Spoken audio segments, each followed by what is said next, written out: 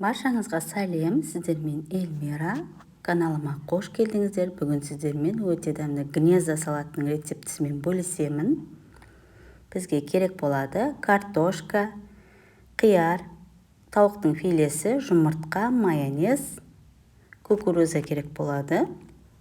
Ең алдымен мен үстіне әсемдік үшін пайдаланатын картошка пай қуырып аламыз. Алдымен терканың көмегімен ұзынша етіп шығарып аламыз. Кейін салқын суға салып, 2-3 рет шайып, крахмалын кетіріп аламыз.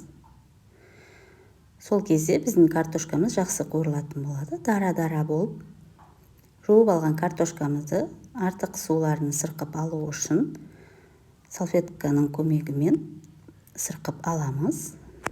Дәл осылай қызып тұрған көп мөлшердегі майға қызартып, алтын түстес болғанша қуырамыз. Енді картошканы турайтын заттарымызды бәрін соломка етіп, ұзынша етіп турап аламыз. Жұмыртқаны да ұзынша етіп турап алдым. Кукурузды бәрін қосып, жақсылап майонезбен араластырамыз.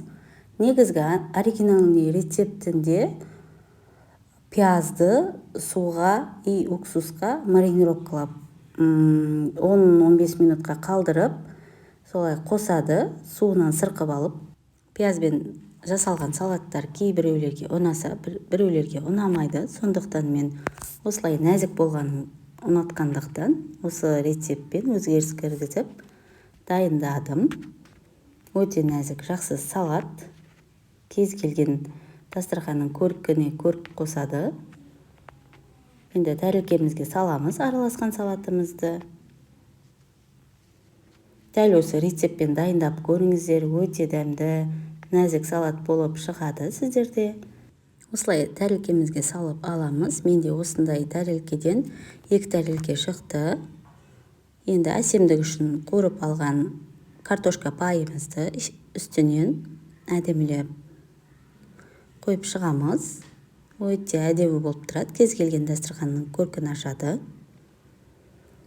Біздің салатымыз дайын. Жасап көріңіздер. Сіздермен болған Эльмира. Каналыма тіркеліп, лайк басып қолдау көрсетуді ұмытпаңыздар.